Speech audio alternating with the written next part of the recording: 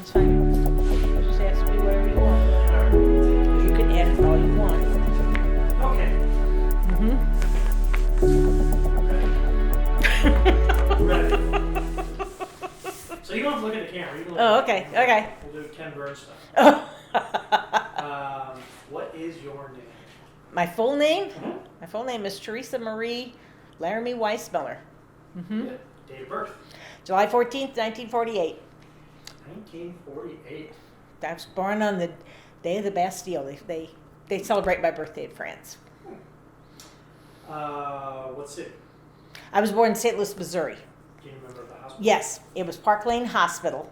It doesn't exist anymore, but it was on Lindell. And I believe it's a senior center now or a senior retirement center. But the building's still there? Yeah, the building's there. Oh, okay. But the hospital, it is not a hospital anymore. Now, we're going to jump around Sure. quite a bit. What professions did you have? What was your first job as a teenager, growing up, and then after college? The reason I ask that is because I remember you getting on a plane to go do data entry somewhere. No, it wasn't data entry. I was teaching speed reading and study skills to Okay. private schools. That was in Louisville. I knew it was in It Louisville. was in Louisville. Okay, Mhm. so let's just start with, you remember your first job? Well, I was babysitting, yeah. I babysat. I babysat from the time I was 11 on. In fact, my aunt and uncle owned a grocery store, and they had 4 kids, and I used to babysit their kids in the summer every day. And I was 11. And then, do you remember in high school?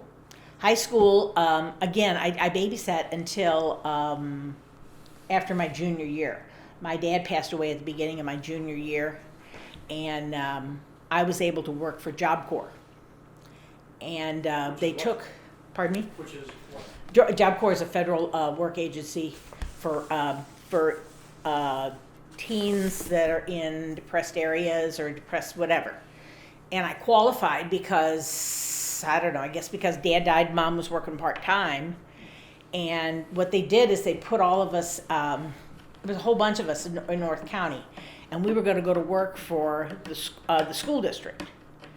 Well, my dad had made sure that I could type, okay, and he made me take typing a second time because I took it in the summer and it wasn't enough. He said, you need to be able to type faster than that. And anyhow, they interviewed each of us what we could do. And it was only myself that was able to work inside the school district. I worked at Florissant Junior High during the summer. I did that all of the junior and senior year and all of through college during the summer. And the other kids had to work outside cutting grass and pulling weeds. They used to look at me and make faces at me and stuff. But I had the skills, so I got to stay inside the air conditioning. Good. We'll definitely come back to your dad. Sure. For sure. Sure. Then in college? In college, I actually sometimes worked 3 jobs so I could go to college. Okay, since Dad passed away, I earned a curator award because of my ACT scores. Okay, and it didn't include money. Instead, it let me work at the university to pay for my tuition. So I worked in the history department for 4 years as a secretary. Okay, then junior year, I worked as a grader for a college algebra class, and I also worked for the school district, Ferguson Florissant School District. I went in, and I was secretary, so I went in at 5:30 in the morning to transportation, and McClure was on double shifts because they had so many kids. They had 5,000 kids on campus, so they had 2 shifts. So my job was to make sure that all the bus drivers got out, and went and got the kids so that they could be to school by 6 or 6. I think it was 6:30, and they went from 6:30 till 12 o'clock. Okay, and then the next group came in from 12:30 till 6:30, I think, at night, 6:30 or 7, something like that, and. So I worked from 5:30 in the morning till 9. Then I went to college till 3 o'clock in the afternoon, came back, and worked again until that last bus came in at 7:30 or 8 o'clock. So where was college? University of Missouri, St. Louis. Also Alton. Mm-hmm. And I forgot, what grade school and high school? I went to Old St. Ferdinand until it closed. I went there kindergarten, first and second grade. So that was at, like, where the That's the historic shrine, is at the now. shrine, at the shrine. My dad also went to school there. And then. And then after that, I had to go to Sacred Heart, which was for third, fourth, and fifth grade. And then we moved to a different house, and we belonged to St. Dismas Parish, so I went to St. Dismas at sixth, seventh, and eighth grade. So I went to 3 different grade schools. Oh. Mm-hmm. And then high school? Incarnate Word Academy. Carter, Word Academy. And that's somebody else. Mm-hmm. What was your first job out of college? First job out of college, I worked teaching math at Cross Keys Junior High. As a teacher? Mm-hmm. Just a regular teacher? Mm-hmm. And is that where you met Jan? Yes. No, I went to college with Jan. Oh. Jan was a friend of my friend Kathy Jordan, and Kathy Jordan I went to grade school with. Was Jan working there though? No, she didn't work there. We just all were in classes together. Oh, okay. Next job after that? I worked across Keys until I got pregnant with Jen. And this was really weird.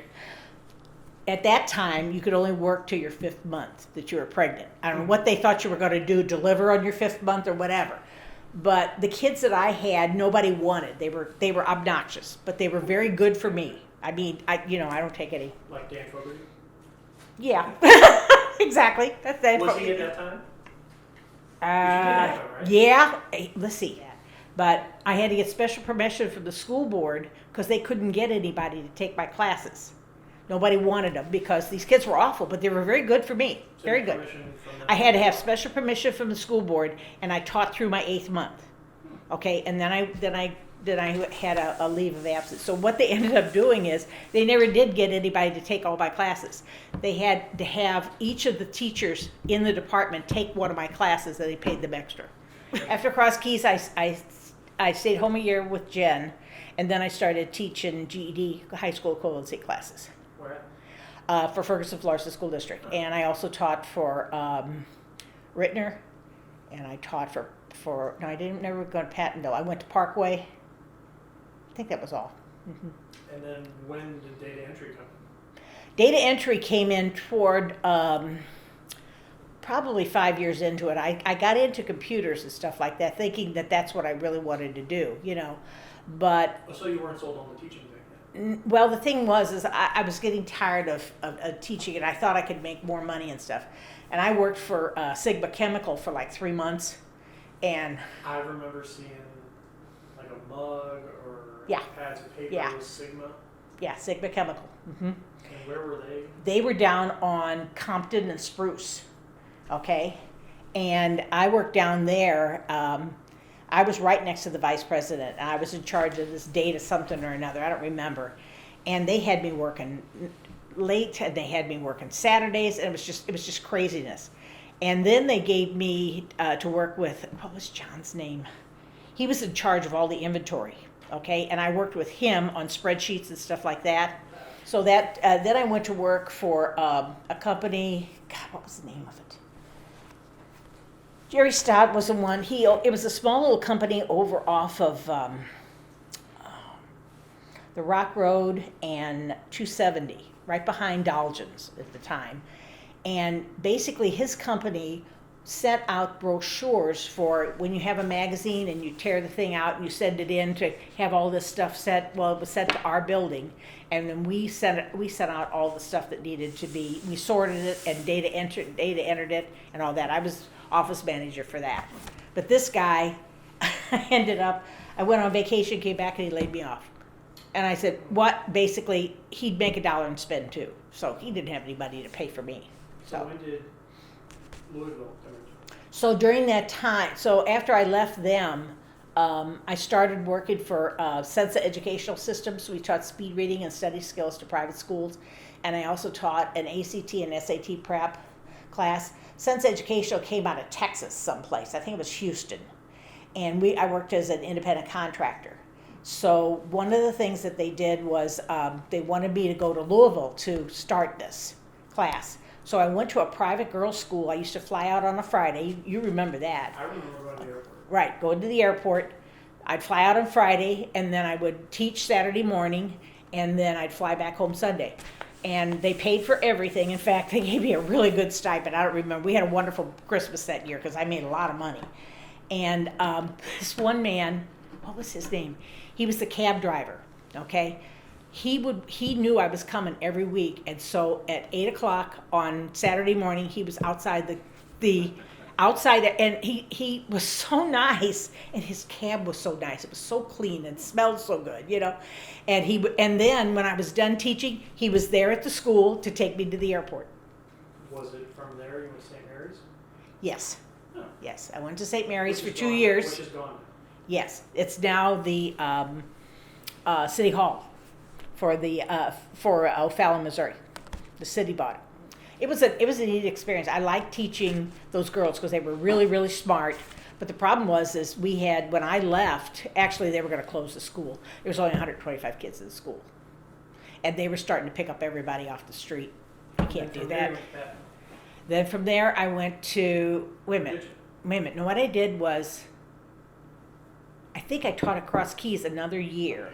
That was only a year, and I couldn't figure out why we didn't go to the next, to 8th grade with them. Where did these kids go? And all of a sudden we got laid off again. And then this opening came up Pattonville because I was going to have to draw employment because. And that was with Bernie. Mm-hmm. I worked for. Oh, I love working for Bernie. I used to argue all the time. Anyhow, I worked there for 20 years. 20 years. But I worked at Webster for 21. Pattonville Middle School. Pattonville Heights Middle School. Pattonville Heights Middle School. Yeah. And then at some point, you were working there and Webster. Right. What happened was, we needed the money because your dad was not working, and I started first of all as a casino dealer for a year. What year do you think that was? That was 1997 to 98. I worked there a year. Okay. Because during that time, just before that, I worked for the state for 2 years as a STAR teacher. STAR stood for Selects Teachers as Regional Resources. Yeah. We traveled. We were in charge of 450 schools in the St. Louis area that we did free workshops to promote the state's new guidelines for teachers and education. So when I left that, during that time, I would go to training in the evening.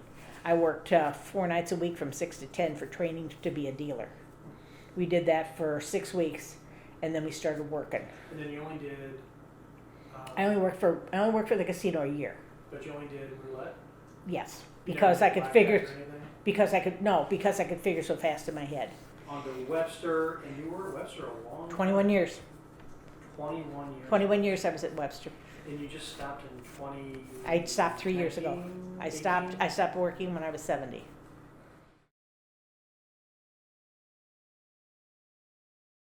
Today I wanted to do your kids. So you've got kids. I sure do. But, Well, 3 months kids. I also wanted to just briefly did we do anything last time about how you and Dad met? Maybe not. No, I don't think we did. Okay, so, can we do that real quick? Sure. You okay with that? Yeah. Alright, so.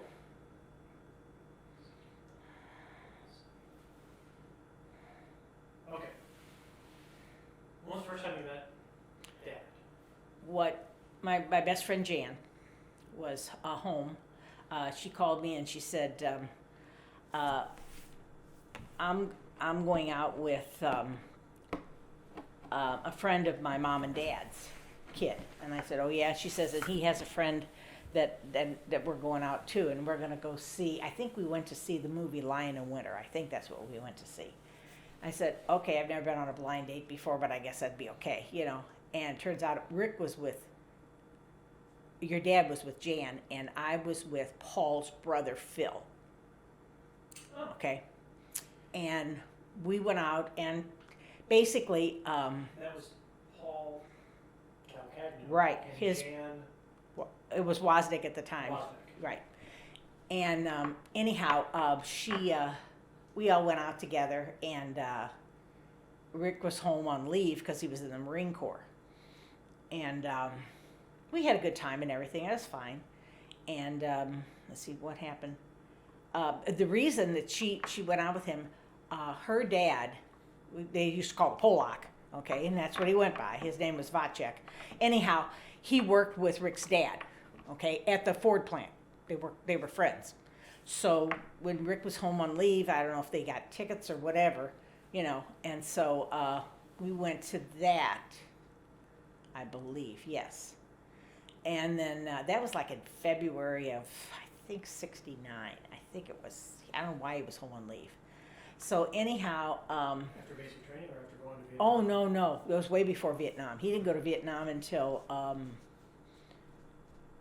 he went to Vietnam in December of 69, and he got out in December of 70. Yeah, we were married in 71. Anyhow, we went out and it was fine, I mean, Phil's, he was a nice guy and everything. So Rick went back to the Marine Corps, and Phil called me again, and he said, I have tickets to go see the Supremes. Okay, which is really nice, and it was down at it was Kiel Auditorium at the time. I don't remember. Okay, and I said, oh, that's really nice. I'd like to go to that. And he goes, well, I have 4 tickets. He says, my brother wants to go. You think Jan would go with him? And I said, well, I could ask her, So she did, and that's how she met Paul. Okay, that's how she met Paul. And after that, I don't know if I didn't pay much attention, or if he didn't call me, or I just didn't call him, Phil, anymore. But then I started getting, I got a letter from Rick in the service. And I said to Jan, I said, are you going out with him? She goes, no, not really. And I said, well, I guess I'll write to him, So then he came home in September, yes, of 69, I think. And we dated for about a month when he was home. And then he had to go back, and he was going to, we knew he was going to be deployed overseas. We just didn't know when. So then I was going to be in my friend Judy's wedding that lived across the street. And that was like the Friday after Thanksgiving, I believe. And then for some reason, he came home that weekend. I couldn't figure out why he came home. Well, he came home to ask me to marry him. So we only dated a month before he actually asked me to marry him. And then And what'd you say? I said yes. I remember it was in O'Fallon Park. I don't remember why. It was a really nice park at that time. It was just in the evening. I don't remember. He just asked me to marry him. And so he got me a really pretty ring and everything like that. And then he went overseas. So we were actually, that was in November of 69. And then he went overseas and then got home before Christmas of 70. Yes. And then we were married in April of 71. And where did you guys live? We lived on 432 Marie in, the first 432 Marie was in Ferguson. It was a 4-family U-shaped one, and we were on the end. And old man Macaulay owned that, and he used to do the maintenance of all that. And the people that lived next to us, I remember, was old Henry and Gert. They were just the sweetest old couple, And Macaulay I think he probably thought he could do everything. Well, anyhow, I had trouble with my oven one time, and it was a gas oven. So he came over to fix it. Well, he didn't know what he was doing because it blew him across the room. I thought he was going to set fire to the house, but he didn't. So we lived there from April of 1970 to August, 71. April of 71 till August of 72, and we bought the house in Florissant. At 1401. 1401 St. Louis Street. Yeah. And at the time when you bought it, how was it different than it is today? Oh, it was a 3-bedroom house, no garage. Yes, there was a garage. There was a driveway that went all the way around the back, and you came in, and there was a garage in the basement.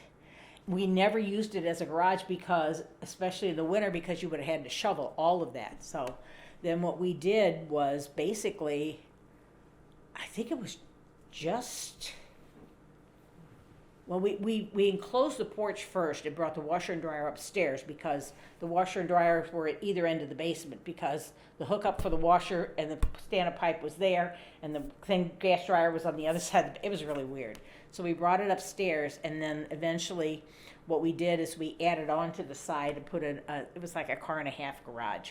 We could actually put our 2 Mustangs in that garage. I was surprised we could do that, but we did.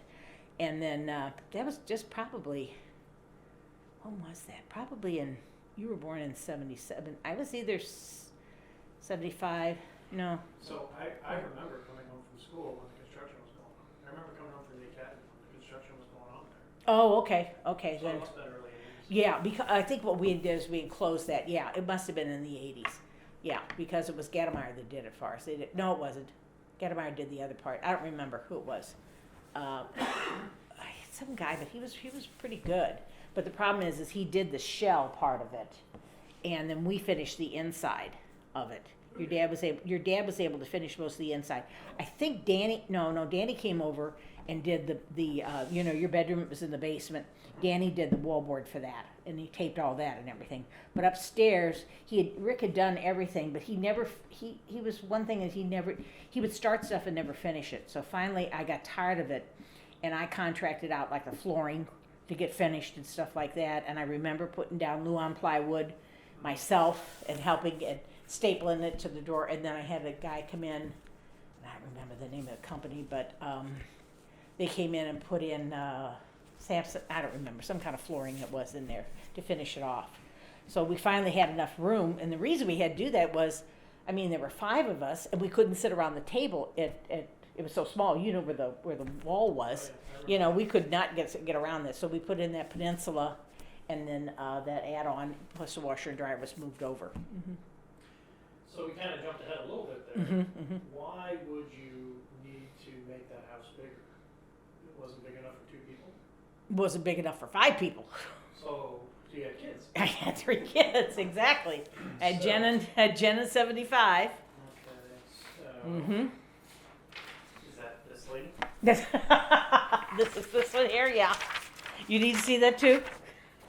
This was taken, this was at, I guarantee, this has got to be in, I think it's I don't think it's Dolphin Island. I'm pretty sure this is Panama City. That's probably one of the first times we took her down to Panama City, or, yeah, that's Jen. So that's only child Jen there. That's only child Jen, yeah. So what's your firstborn's name? My firstborn's name is Jennifer Marie, and she was born May 7th, 1975. Mm-hmm. So what's it like being a first time mom? Tough. I was sick at the beginning part of the pregnancy, but the big problem was I was in labor with her for 30 hours before they took her. So all 3 my kids are C-sections, so I was not able to. So you get to do the labor and the C-section? Oh yeah, with that one. Okay. But yours was easier because I just made an appointment for you. So who delivered Jen? Dr. Klecker's, his name is Robert Klecker, Kloecker. Not Shana. No, Shaner delivered you and Laura. He was not a very good doctor. He let me lay there in the hospital a long time before he came, and I found out he was playing tennis. So how was your first pregnancy? It wasn't bad. It was just I didn't know if I was going to be able to get pregnant because your dad had thyroid disease when he was in the service, and he took radioactive treatments, and we were afraid that he was sterile, and he wasn't. once we got, so we were married 4 years before we had Jen, and then you were 2.5 years later, and Laura was 2.5 years after that. So, get your firstborn. Mm-hmm. Yep, that's Jen. Oh my God. What's she getting in there? She's getting that's a little stove and a microwave or whatever, something like that. That was one of her first things. Yeah, that was funny. Oh my God, this was probably not her first Halloween. This is her second Halloween. Okay. Who made that? I did. Of course, I made her outfit. The first Halloween, John and Deb came over and gave her teddy bear. I remember that. Yeah, this was This was her second Halloween. And this one is, oh my God, when did we take her there? Oh, I know what this is. You know what this? I think this is that strawberry festival that they have at what's the girls' home, the kids' home out on the bluffs. Sister. In Florida? Yeah. St. Patrick's? No, not St. Patrick's. Marygrove? Marygrove. They have a strawberry festival, and I think we took Jen to that, and she got to ride her first pony. Yeah, we took her. I know that was the strawberry festival. I'm pretty sure it was. It looks like the buildings out there. Yeah. So, where did Jen go to preschool? Preschool, she went to Land of Oz, which was right across the street from our parish. It was catacornered.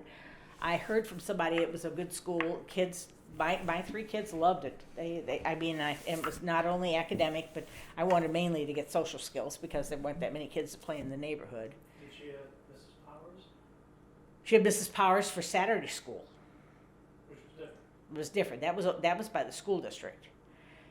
They went to school on Saturday in the morning, and then Rita Powers came once a week for 45 minutes, and she gathered like 2 or 3 kids together at the house, and she had activities for those kids to do. Oh, she came here. She came to the house. So we would take turns either, but most of the time they came to my house because I think Emily was in that group, and her mom couldn't do a lot of those kinds of things. So sometimes she would just drop Emily off, and I would keep her. Yeah. Where did Jen go to grade school? She started out at St. Dismas, okay, and she did kindergarten, and she didn't learn anything in kindergarten because I'd made the mistake as I taught her to read when she was 4. And so she did okay. I mean, kindergarten was fine. I thought, you're not learning anything, it's no big deal. But first grade, I get a call from the teacher saying that Jen's in trouble all the time. Turns out she knows everything that they're doing. And so she's getting in trouble at school. And I thought, this is ridiculous, you know. So I thought, I know I need to change her school because the teacher that she had was terrible too. And the reason I knew that she wasn't any good is because when Jen was little, I sometimes subbed up there. Okay, and I knew that this one teacher wasn't that great. So I started looking at schools, and I thought, this is stupid. You know, I mean, my kid's not getting a good education. I'm an educator, my kid's not getting a good education. It's like a mechanic. Okay, I'm a mechanic, but my car doesn't run. Duh, come on. So I started looking at schools, and we went to the public school, which was Duchesne, and that was during the time that they united Ferguson Florissant with Berkeley and Kinloch, and that was kind of a feeder school, and they were just bringing the kids in from Kinloch and Berkeley. There wasn't any. Most of the kids in that area by Duchesne School went to parochial school, so there wasn't. So basically, you either had to be gifted or remedial to be in that school. Well, my kids are not gifted or remedial, just like me. So that wasn't going to work. So then I thought, well, let's try a private school. So I went out to the Academy of Sacred Heart and started looking at that. And they said, well, you know, we have to put her on a list. And they said, have her come one day and spend the day. So she went one day and spent the day with them. And I said, what do you think? Well, she wasn't too wild about it, you know. So I said, okay. So I put her on the list, and I thought, it's going to be months before they call me. They called me the next week. They had an opening. So I told her, I said, I need you to go. I need you to try this. And she goes, well, I don't, you know, she wanted to be with her friends and everything like that. I said, well, that's okay, but, you know, why don't you try it? I said, we'll try it for a month. Well, actually, I was going to make her stay the semester. She didn't know that, but I thought, let's try it for a month. She started going there, and she didn't want to leave. So I was very happy and I knew the academics were good, especially when I saw that they were teaching them French, because you guys had French from kindergarten on, you know, so.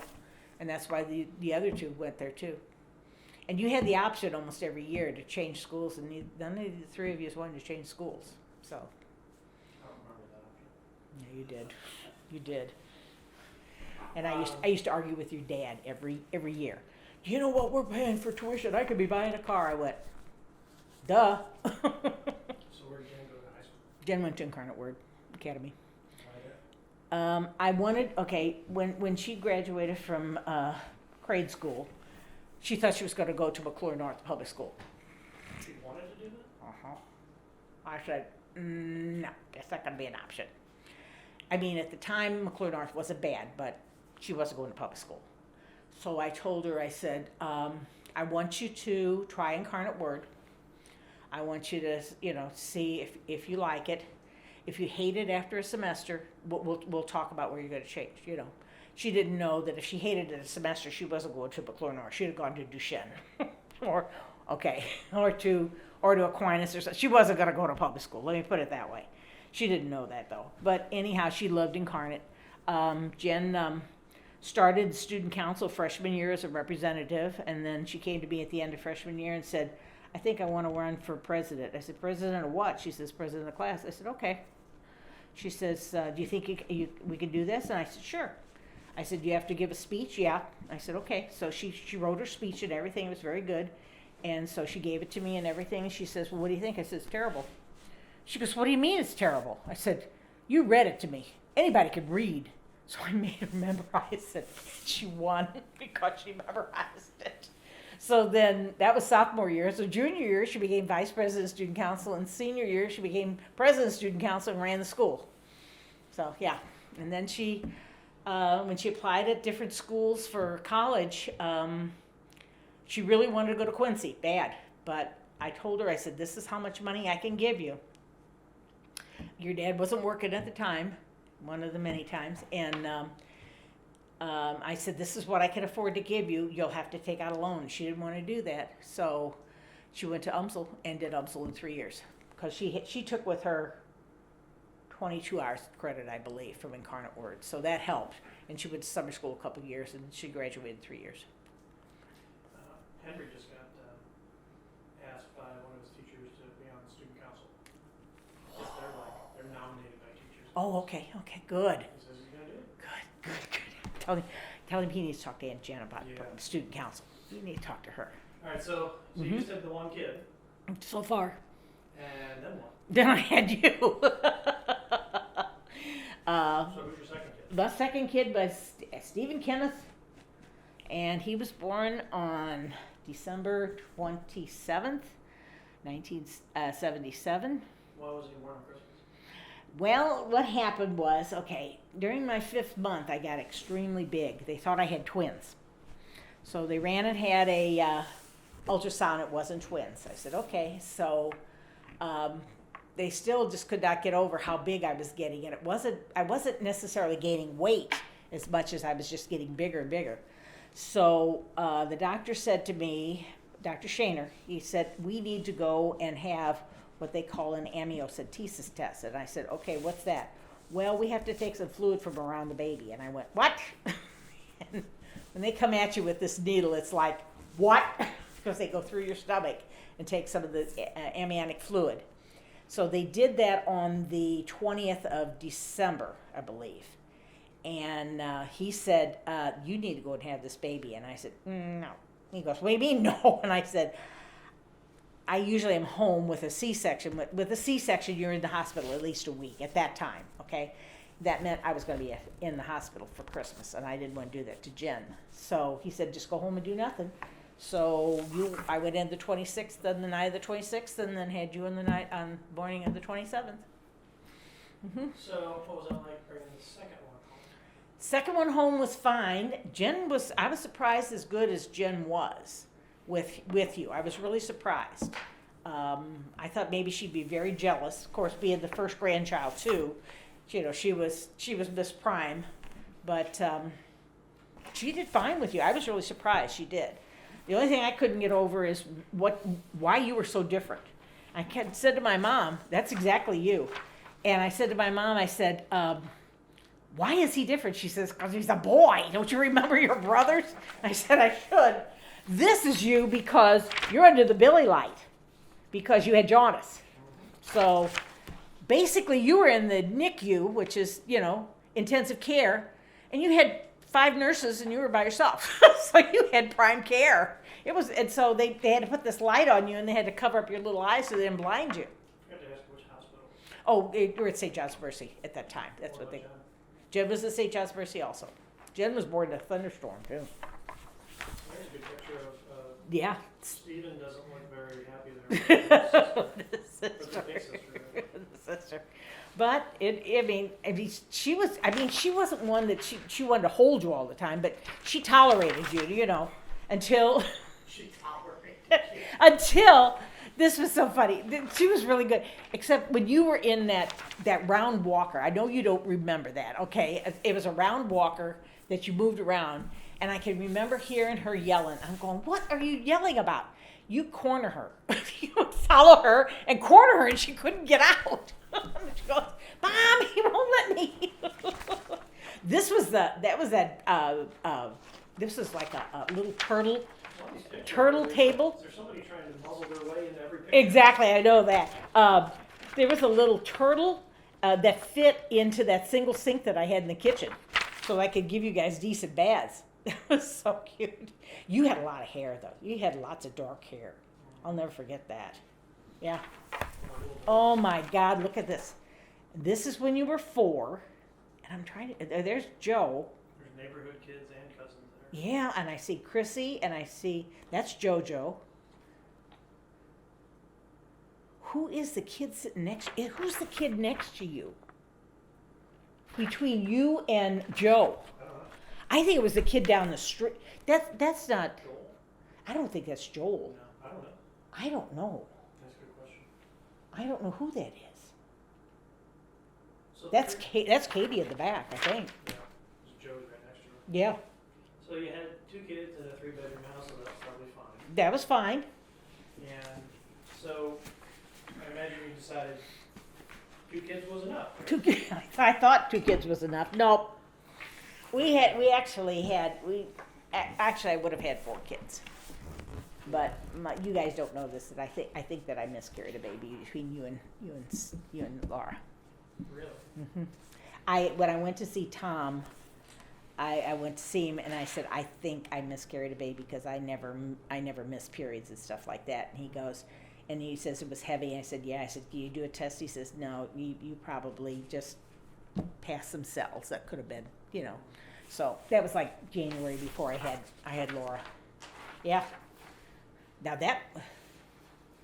that's got to be her holding Laura, Yeah.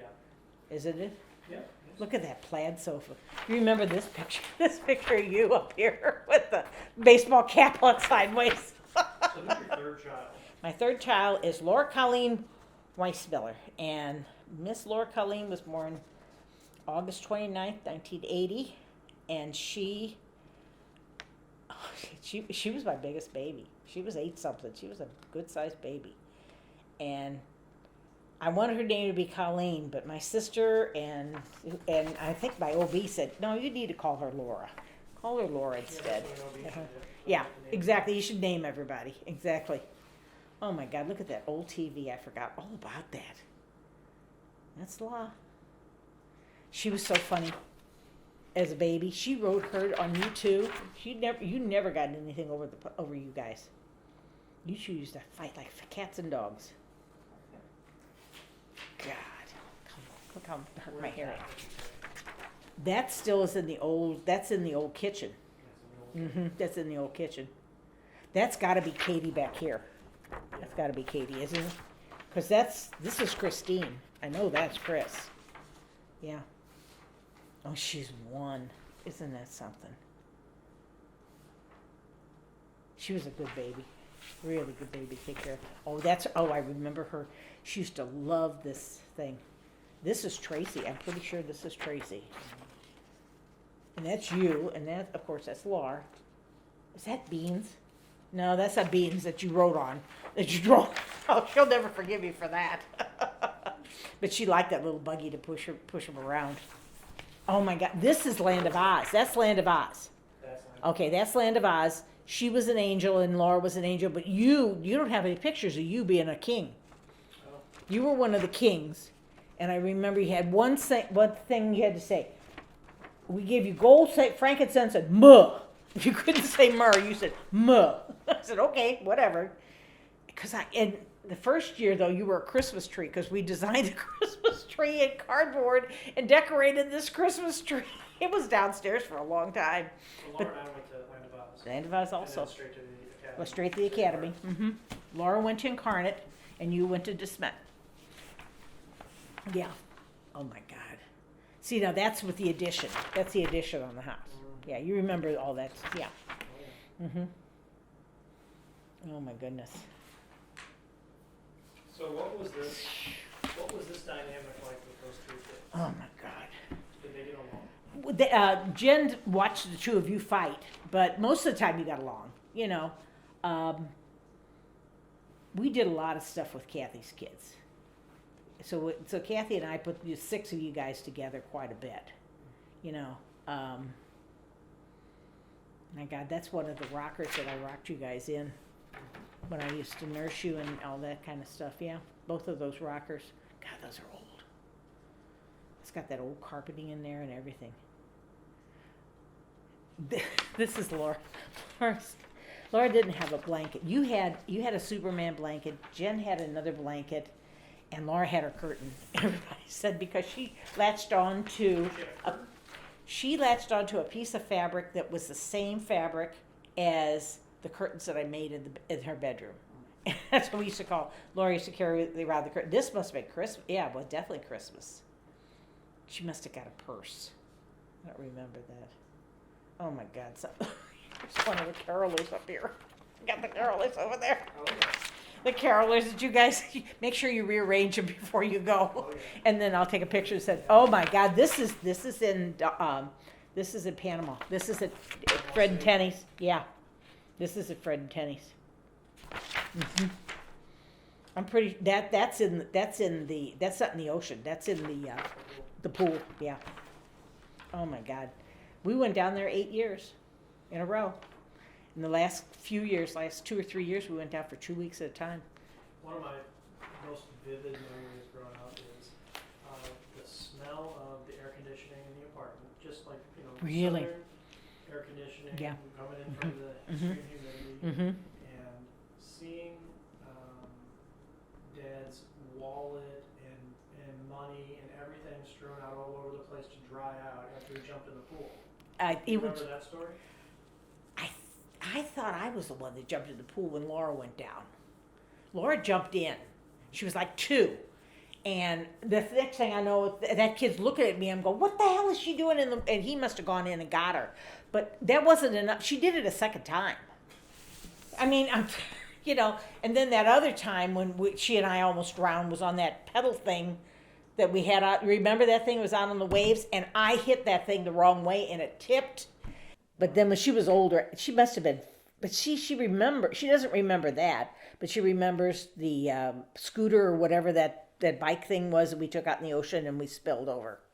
Because I hit that wave the wrong way because I didn't know what to do. And You guys had life vests? Uh-uh. They didn't do it. Uh-uh. No, they didn't. they didn't do that then.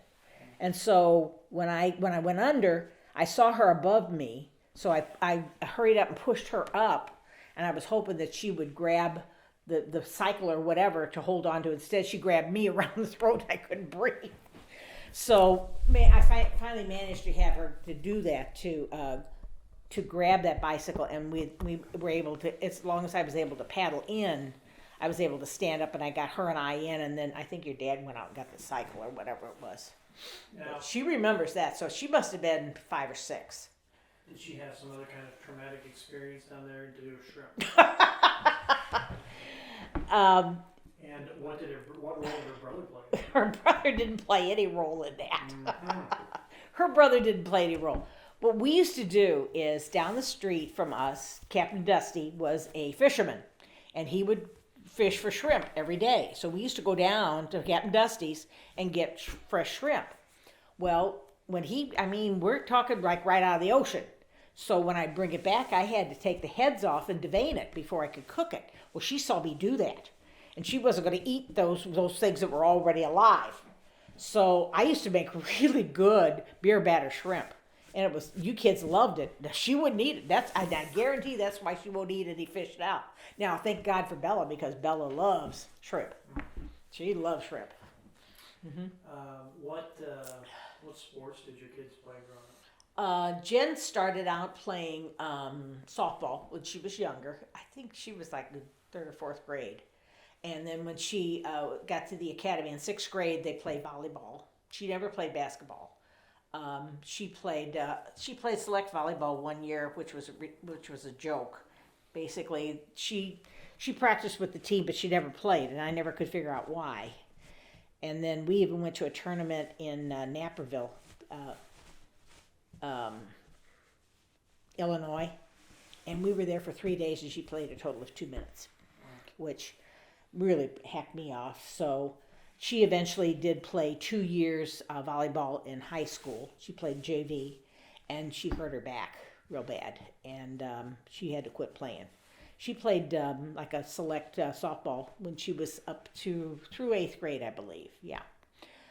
Steve played soccer when he was young, and he played baseball all the time. And when he played baseball in Corey League, he had to play up because of when you were born, because you weren't with kids that were your age or in your grade. You played always up a year, and then you played.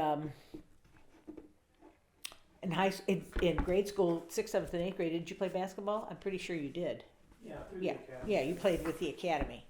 And I know you played soccer. And high school, I know you were going to play for a Legion team after your freshman year, wasn't it? I did for One- most of one season. One season. And then I wasn't getting any playing time. No, they didn't, and the problem is they wouldn't even give you a chance because you could hit. You were really, and then I know they put you way out in the center field, which is fine if that's what they wanted, but I can't remember who your coaches were when you played in Corey League. They were really great guys. Pat Stinnett. Yeah, One of the other guys named Jason, I think, right? I can't. They were really good. They were good coaches. Dave Hathcock. That's it, Halfcock. That's it. Yeah. I used to go to all your games because I kept score.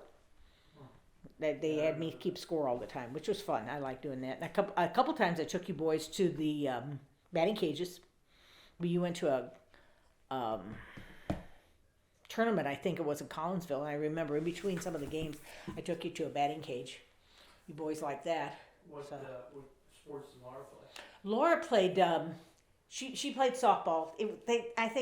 She played at it, and then she played a volleyball at the academy for 6th, 7th, and 8th grade. But she didn't want to be in any sports or anything like that in high school. What she did is she was mainly in leadership stuff. She was in student council for 4 years, and she was editor of the yearbook. But the thing is her grade level or her year at Incarnate, their elections and stuff like that were a popularity contest. So of course these girls won, but they didn't do anything. So what did Johnson do, who was running it?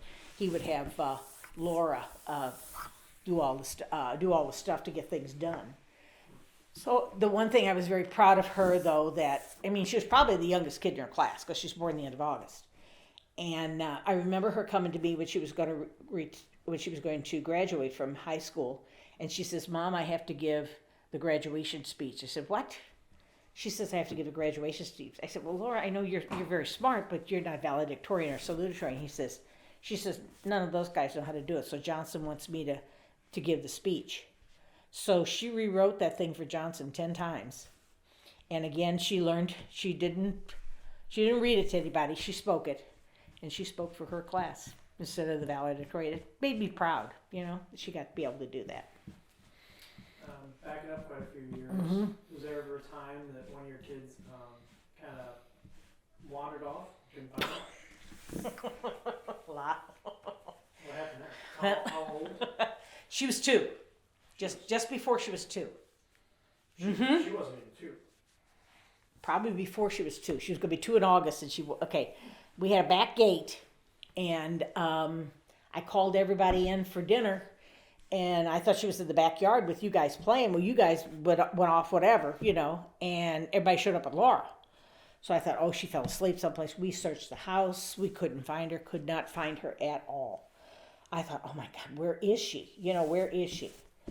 And I noticed the dog was in the yard behind us and then came in through the back gate. And I thought, what's going on, And I thought, where is this child? Where I just panicked. I could not figure out where she went. So we figured she must have gone out through the back gate or something like that. So your dad got in the car and started driving around to see if he could find her, And we searched every place in the neighborhood. And so he said that he was driving around and people were standing outside saying they found this little girl, And he said, well, where did you find her? Well, she was wandering around in the backyards and we couldn't figure out who she belonged to. And so a lady by the name of Henrietta Sturgeon, who was a friend of my mom's, actually picked her up. So she brought her inside and everything. And your dad said she was sitting in a high chair at Henrietta's, I guess in one of her grandkids' high chair. And she was sitting there, he picked her up and brought her home. So I said to her, when I got her home, I said, where did you go? She says, I take Pepper for a walk. I said, oh yeah? And I said, then what? She says, the lady, she gave me a cookie. Well, needless to say, unbelievable that child was gone that long. I drank a bottle of wine that night. I was just unbelievable.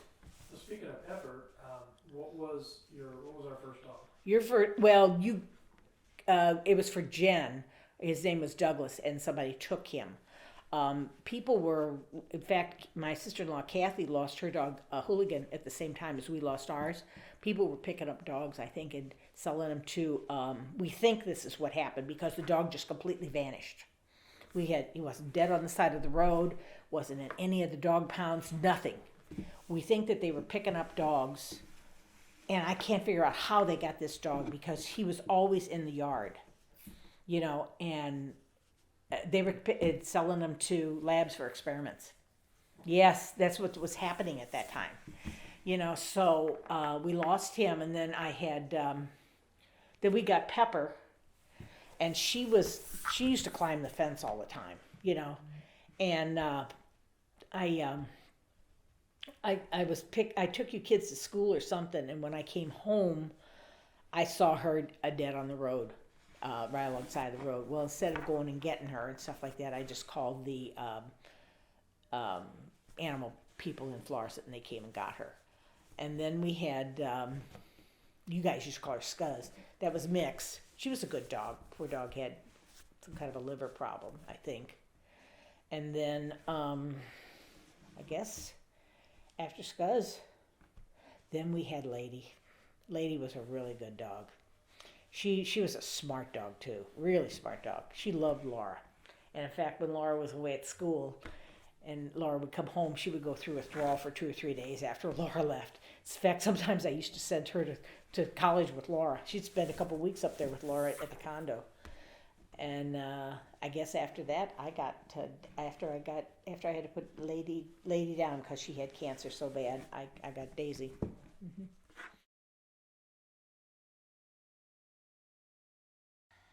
What was the dynamic in the household like with the 3 kids? Jen ran herd over everybody, Of course. She's the oldest. Like Uncle Denny said, she's the boss. I said, yeah. Basically, each of you were independent of yourselves. You were never dependent upon anybody or anything, You each grew up as an independent kid. That's what I wanted you to do. You and Laura used to fight like cats and dogs, but the kids do that. My brothers used to beat up on my sister Mary Ann the same way, that was part of the pecking order, Jen would just stand back and go, I'm not doing that, And I see it in Laura's kids. Gavin and me are at each other's throat all the time, and Henry does the same thing with you. Henry stands back from the other two, and they're at each other's throat. Okay, let's talk about Grandma. Mm-hmm. My mom? Or Mom. Mm-hmm. My mom. Mm-hmm. Let's start with Grandma's name. Her name was Frances Marie Lucido. Frances Marie Lucido. Mm-hmm. And when was she born? She was born at home, and she was born in Granite City, and she was born at home. Born at home. She was was a midwife, or yes. I'll explain that. I even know who the midwife was. Okay. Anyhow, she was born. Okay, she always celebrated her birthday August 28th, 1921 is when she was born, okay? When she went to apply for Social Security, she had to get her birth certificate from the county seat, which was Edwardsville, Illinois. And on it, it says she was born August 6th. Wow. So at that, who knows? Because when they fill out these forms, you know, they're filled out at home. Do you Who think knows? she actually could have been born August 6th? She could have been, And it just never. but I don't understand why she. The only other thing is it's really close to Aunt Rose's birthday. Okay, Aunt Rose is supposedly a year younger than my mom. Okay, supposedly. She was born at home too. But we think that Mom and Aunt Rose were twins because they had to be twins in the family. Okay? And when it was agreed upon before my mother was born that she would go to Frank and Florence Lucido, which was her aunt and uncle, because they did not have any children. Okay? So let's back up on that. Okay? So Frances was born to whom? She was born to Nick and Mary Lucido. She was born to Nick and Mary Lucido. Mm-hmm. And Nick is Frank's brother. at what point was she given to At birth. She was given to Florence and Frank at birth. And it was agreed upon and there was money exchanged. From what I understand, it was $1,000 exchanged. probably no paperwork? No paperwork. But At birth. it was decided at birth. That's why we think that that Mom and Rose were twins, because I can't believe that Mary Lucido, as strong a woman as this woman was, okay, and she was a very strong woman, that she would agree to give it up this child, you know. So in 1921, what do you feed a newborn baby if you're not nursing them? Pet milk. That's what I was raised on, pet milk. Those little canned milks. Yeah. Yeah. My mother didn't nurse us kids. My brothers and sisters don't. She did not nurse us. We lived on pet milk. Is that common? It was only my generation that started nursing kids again. They did not do it. Or if you lived in the country, you did. All right, so Grandma Frances Mm-hmm. was born in Granite City, Mm-hmm. 1921. Mm-hmm. And tell me who she was born to again? She was born to Mary and Nick Lucido. Mary Nick Lucido. But she was adopted by Frank and At birth, she was given to Frank and Florence Lucido. Frank and Florence Lucido. Right. Nick and Frank were brothers. Nick and Frank. Mm-hmm. Okay. And So her real parents were her aunt and uncle. okay. What's your dad's name? Dad's name was Joseph Ignatius Laramie. Joseph Ignatius Laramie. When was he born? He was born July 6th, 1922. You know where? In Florissant, Missouri. He was born at home. At home, not in hospital. Okay. And do you know what do you know about your mom and dad growing up? Much? Well, Dad was raised on a farm, you know, and it was kind of a truck farm. And then eventually my grandfather opened a grocery store in Florissant, you know. He was raised on like a family farm? Yeah, They owned- yeah. They had a farm. It's actually where Deerberg sits right now. That's where the family farm was. There are 3 families of the name Laramie in Florissant. They say that they're not related. Well, how can they not be, you know? I worked for one. Bob Yeah. And he's not really, he'll tell you he's not related to my dad. And, Laramie. You met him at Deerberg's yes, on the land where Yeah. your dad was born. yeah. I remember there was one time where we were at Deerberg's and he was there and I introduced you to him. Hey, this is my boss that I cut grass for. So, but my dad was like the middle one of 9, okay? And then there was another Laramie family that lived behind him, and they had 15 kids. And Dad was born the same day as Shorty Laramie. Well, Shorty was short. He was like 6 foot something or another, but his name was Francis, but he went by From a Shorty. different family? Different family. So they probably connect somewhere down. Oh, the guarantee. They have to guarantee because according to Michener, okay? James Michener wrote a novel called Centennial, and the Laramie name is mentioned in Centennial, okay? And supposedly he's done a lot of historic background for it. Supposedly there were 3 brothers that came over to the United States, and I think they came in through the Great Lake areas. They came down the Mississippi, okay?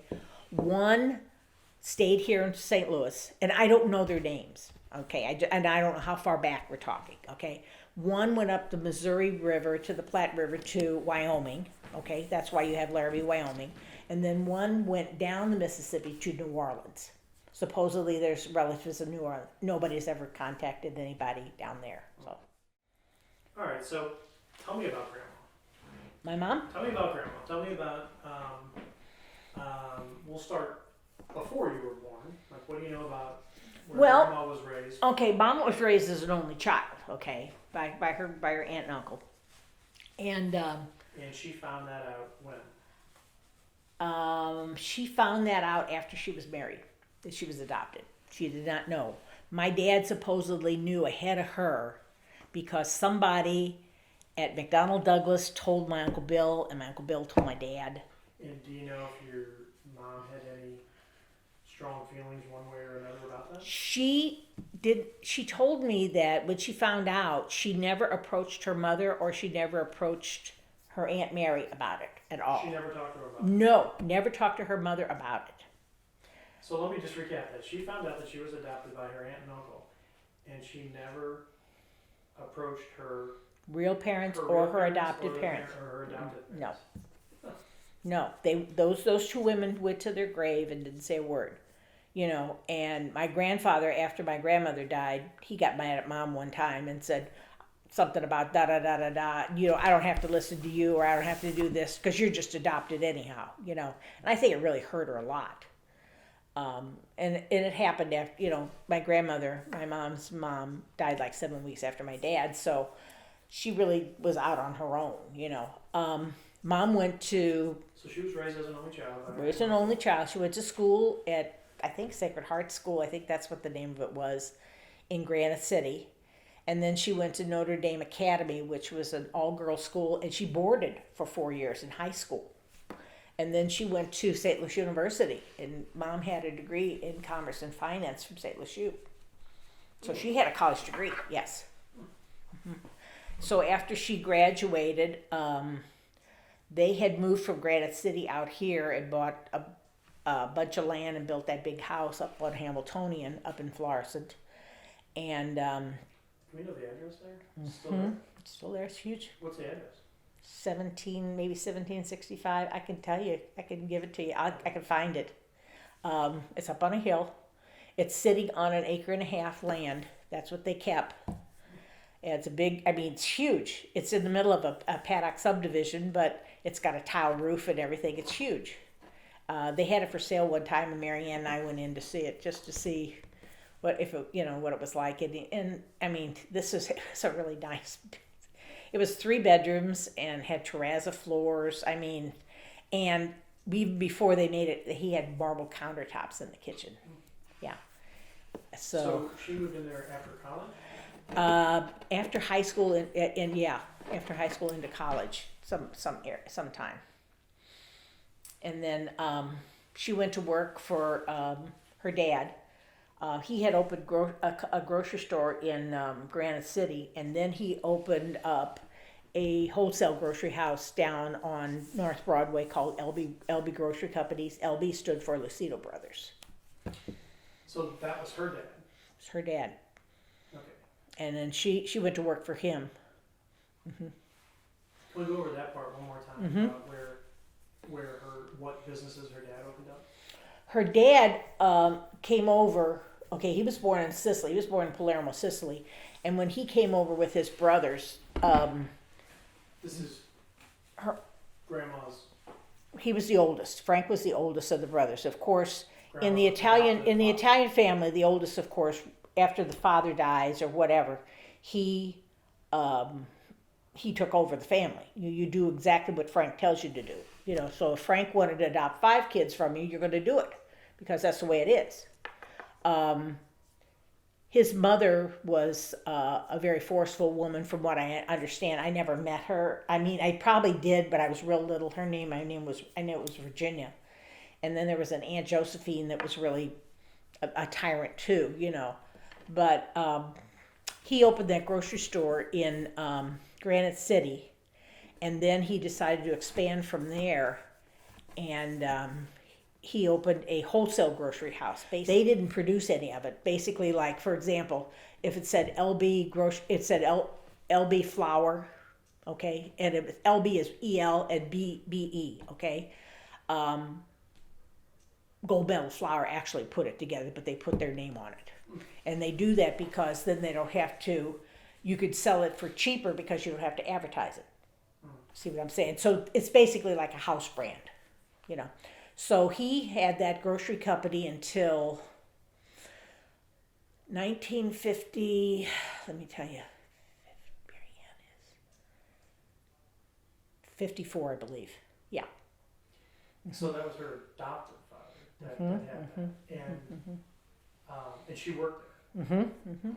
And so she would have worked there into her 30s. Or No, she met my dad. Mom graduated at some point. Right. She graduated. I think she graduated in college in 1942. Yeah, because she said most of the guys that was in her class were drafted to February before they were supposed to graduate. So she graduated in 42, and she was living in Florissant, and went to St. Ferdinand's Church, and that's where she met my dad. And I don't know if they corresponded during the war or not. I don't know. I know that he came home. He went in 42, got out in 46. They were married in 47. Yeah. So you don't know if they corresponded? That I don't know. She never told me that. I never knew that. But you met him before.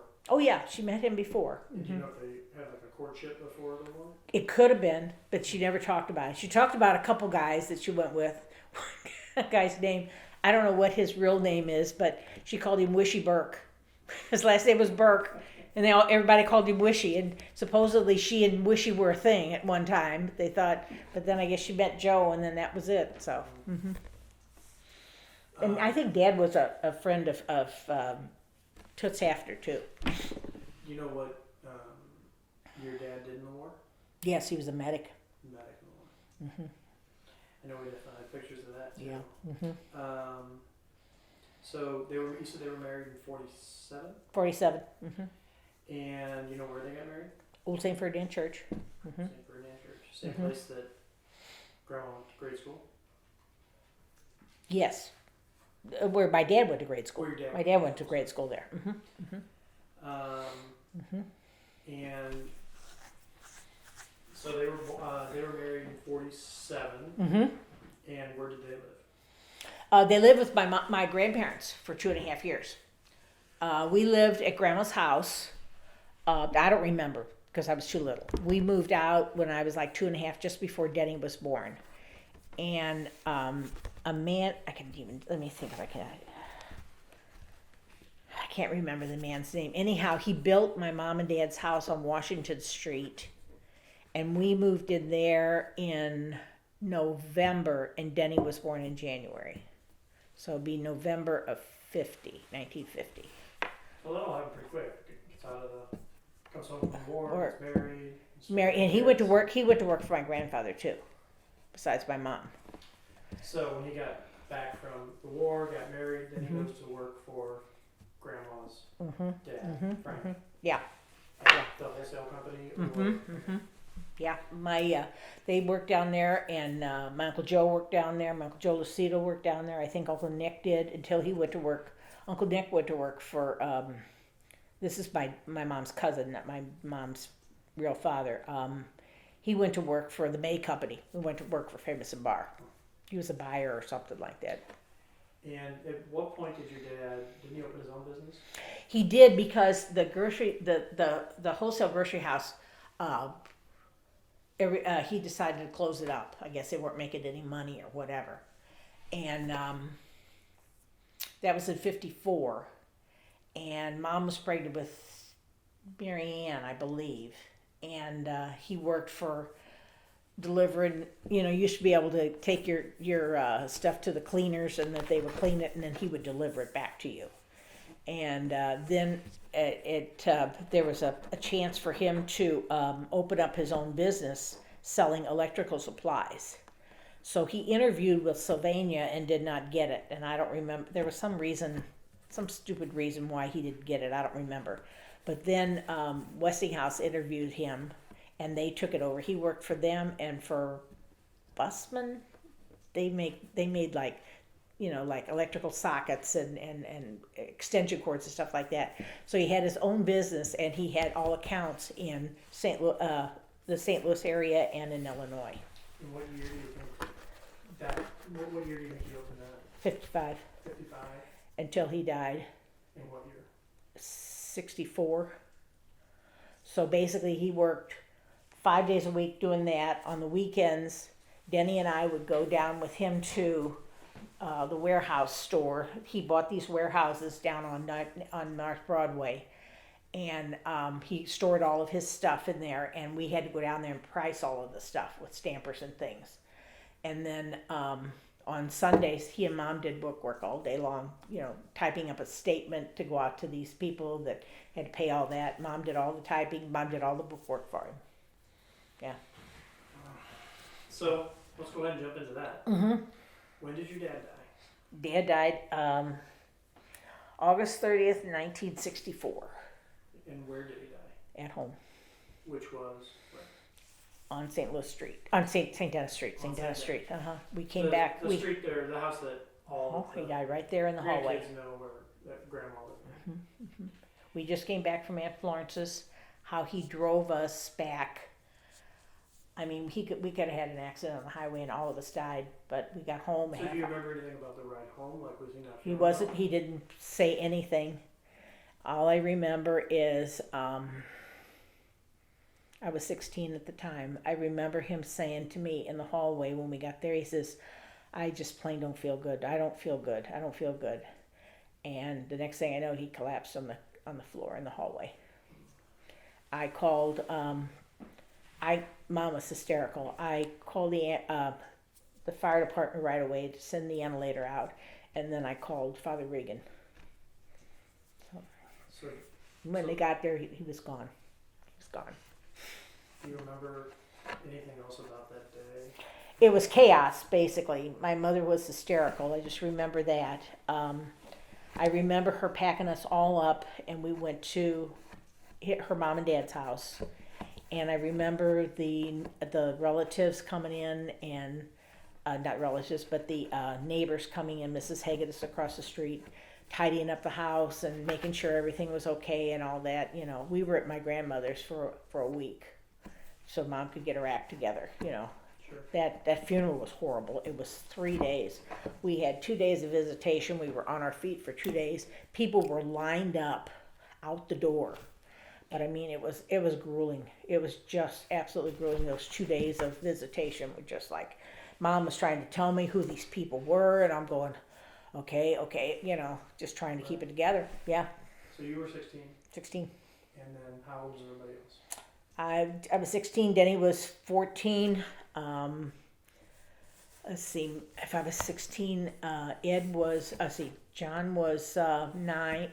John was 9. Mary. Wait a minute. That's not right. 16. John was 11. Mary was 10, and Ed was 9. Yeah. How long before you feel like things got back to as normal as they could be? It took a while. It took probably almost a year by the time my mom figured out what to do, and plus she lost her mom 7 weeks later, so that was chaotic too, and that's when we all found out about my mom's real parents and everything, because it was nuts. So who do you call your grandma and grandpa? My grandma Lucido, her name is Florence. She raised us. She took care of us. She was actually the midwife that delivered my mother. After Grandma Frances found out about her adoptive parents, do you think? I mean, I know she never approached her biological parents about that, but Do you think she spent any more time with them, or did she see them differently? She, I think my Aunt Mary, that was her real mother. I think she had passed away already. Her real dad, married a woman by the name of Marcia, and this woman was just a money grubbing fool, is what she was. She was terrible. But one of the things that did happen was she found out all of those people were her brothers and sisters that she thought were her first cousins. So and all of them knew it before Mom, because when Uncle Joe and Uncle Nick went to war during World War II, before they went, they told them that Frances was their sister, okay, your real sister. So when they came back from the war, they told their sisters. So they all knew. So basically, we all of a sudden had a bunch of aunts and uncles that we didn't know about. We thought they were just cousins. Instead of second cousins. Right, second cousins, whatever. They were all my aunts and uncles. Yeah. Yeah, we had a big family. Yeah, that's crazy. I mean, when we got together, there was like 125 of us. Yeah. That's a big family. Yeah. So what did Grandma do after Grandpa passed away, after Joseph died? She went to work. What did she do with the business? She sold it right away. She sold it to a man by the name of, oh God, what was his name? Actually, it's just so funny. What was his name? His last name was Nick, N-I-C-K. He and his son bought the business because Mom sold it right away so that they didn't lose the customers. She sold it for $6,500. Oh, wow. I know. That's all she could get for it. And that included the truck and the whole business. Anyhow, this gentleman, he was a nice guy. He and his wife, something in Velma, his wife's name was Velma, I remember that. Anyhow, they lived in the house that Mary Ann lived in on Beta. Tell me about Grandma, your earliest memories of Grandma, and what she was like as a mom. Well, she was she was a stay-at-home mom, and she took care of us a lot because Dad would sometimes work 16-hour days, 12, 16-hour days. She did a lot of cooking, running us around, that kind of stuff. She didn't get involved a lot with school. There were too many of us, and she had too much other stuff to do. Because like Sundays, like I said, every Sunday they had to do bookwork, So we knew that. So basically, we all had chores and stuff to do that she expected all of us to do. Basically, we girls had the inside and the boys had the outside to do, So, she was just, I think after Dad died, she was just totally overwhelmed. She had 2 surgeries after Dad died, and I thought, if she doesn't survive these surgeries, what am I going to do with these kids? What did she have surgery? She had, the first surgery she had was a thyroid surgery. It was a goiter or something, and I was afraid it was cancerous. It wasn't, thank God, She recovered fine, and then she had really bad gum disease, and so she had to have all of her teeth extracted, and they had to work on the bone, but she had to go to the hospital to have this done. So she had dentures after that? Did she have dentures after that? Oh yeah. Oh yeah. So after she sold the business, being 16, you're old enough to remember all that. Was your relationship with her different? She expected me to take care of the house and do everything. When I got off of school or whatever, I had to come home and cook and do whatever had to be done. What'd she do for income?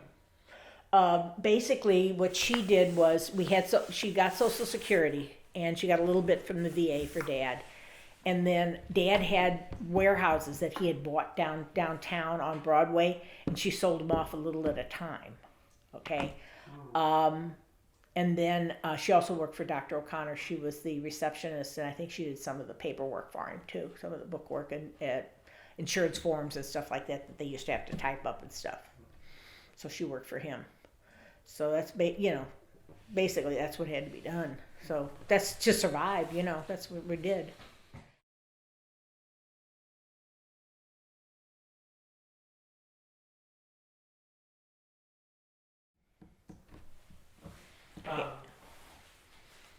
Start back with Grandma. Okay.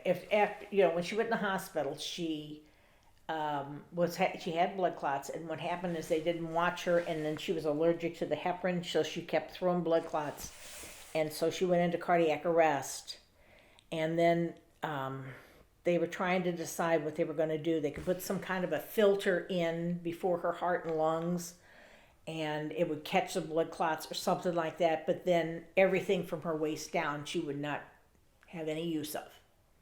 Okay, so she would be an invalid the rest of her life, and she would always be in a wheelchair or in a nursing home or something like that.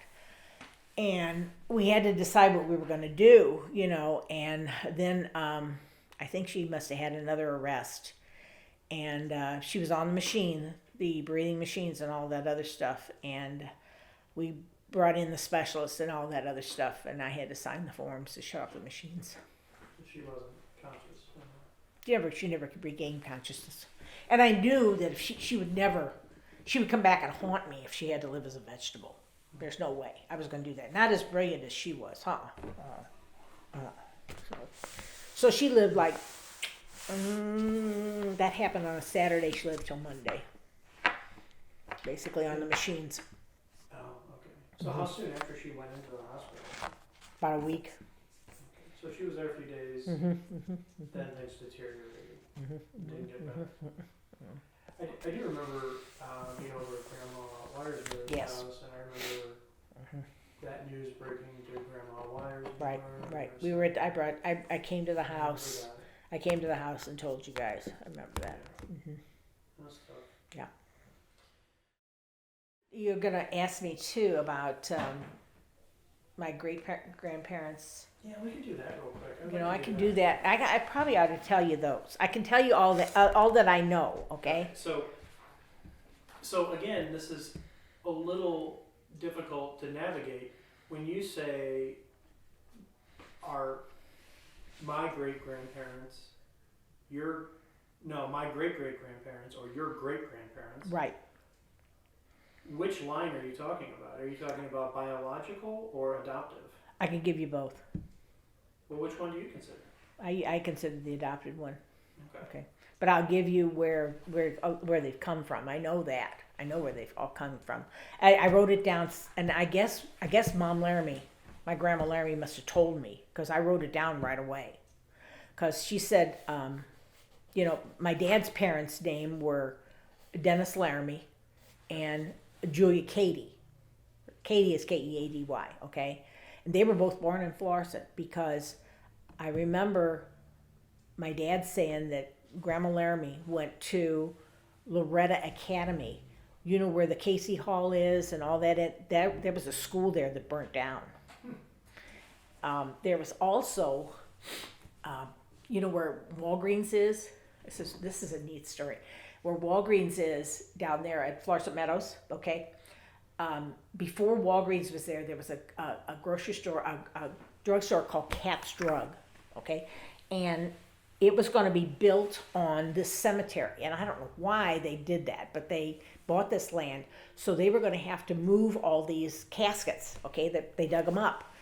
Gene Hutchins was down there to supervise that. And they had to make sure that the caskets were not opened up when they dug these up. This is really weird. Okay, and I don't know why this happened. How would they do that? I don't know. Anyhow, the reason they don't want to open the caskets is because some of those people died of the plague or malaria or something. And he said, you can't open these. They got to stay sealed or we're going to release all this germ. It was just a fiasco. Were you around them a lot growing up? Not really. For some reason, we were never babysat by my dad's mom. I guess because she had so many grandkids, she never did. When did your grandpa die? Your dad's dad? My dad said he died in I was 6, almost 7. So he died in 55. Did you have any memory of him? I remember him sitting at the end of a table in the kitchen and shelling lima beans. That's pretty vivid. Yeah, and at the other end of the table was my dad's brother, because he was a bachelor and he still lived at home. It was my Uncle Bud, and I remember he was the first one to pass away. He died when he was like 32 of heart problems, and he sat at the other end of the table, and that's all I remember, I remember going in the back door of that house because it was like a breezeway or something with screens and stuff like that. And then when did your dad's mom die? She was like 90 at the time. I'm thinking like, I think she was like 1980 maybe she died. Oh wow. Yeah, she lived a long time. And did she live around here, like around? She lived down the street from us, on St. Dennis Street. She and my Do you have any pictures of like Jen with her? I think I have a picture of her holding Jen when she was a baby. I think. Not Laura. No, just Jen. I think. I'm pretty sure I got a picture of that someplace. Okay. I think I have that. And then the ones before that, okay, so it would be, that was my grandfather and my grandmother, okay? And then you have any past that? I have one past, I have, This is yes. And so my grandpa Laramie, whose name was Dennis, and they used to call him Toopy because it's a French name meaning short one. His dad's name was Joseph Laramie. But he was born in Florissant, okay?